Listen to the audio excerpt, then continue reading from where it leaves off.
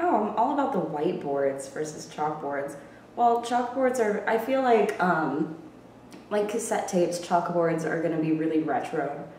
Like very soon, it's gonna be cool to use chalkboards. I feel like we're just gonna keep regressing back, so then people are gonna start bringing like, like slates to class, like chalkboard slates to take notes, and it's gonna be like, oh my god, oh, that's so cool.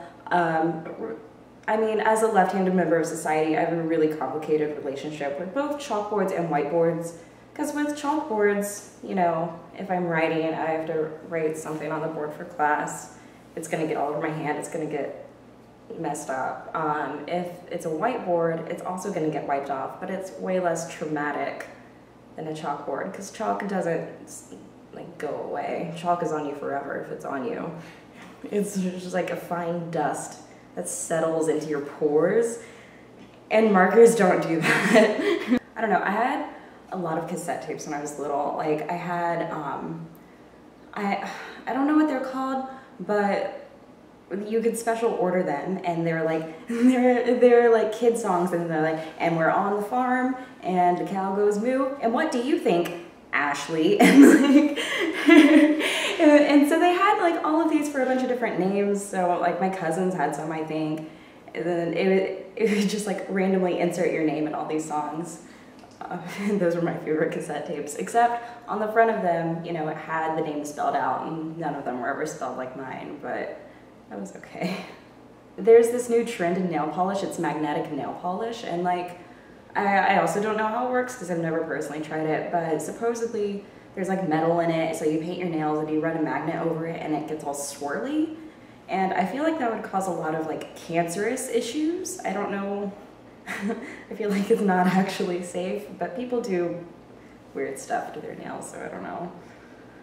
Also, I run through a lot of like Hunger Games scenarios in my life. Like if I'm in a room, I think, okay, if this was the Hunger Games right now, would I win? Who would win? What would I fight with? Almost every scenario ends with me dying immediately because I know I would not survive any of the Hunger Games, any sort of Hunger Games, because I'm mostly just really bad at making weapons out of anything. I would probably beat the Olsen twins because I think they would just like wither away into nothingness. Definitely beat Lindsay Lohan because she would go into withdrawal and she would just die. I feel like I could beat, I don't know who's little, like Elijah Wood. I could probably beat him. I know he's not actually a hobbit, but I know he's like kind of tiny. I would not beat like Zooey Deschanel, I think, because I feel like she's really resourceful and she would just like braid leaves and to like make her like, I don't know, a hammock, and she would probably survive all of us. Being a left-handed member of society is so difficult. I still discover things. Like I always carry my bag on my left shoulder because this shoulder's stronger, I guess. I don't even think about it. I always bump into things with my bag. And like, at first I thought it was just really clumsy. Then I realized everyone else carries stuff on their right shoulder. So I'm constantly like doing this, and it's horrific. Seating arrangements at dinner are always terrible because I'm either gonna constantly bump into someone while I'm trying to like spoon my soup, or I have to sit on the end of the table like an orphan just by myself.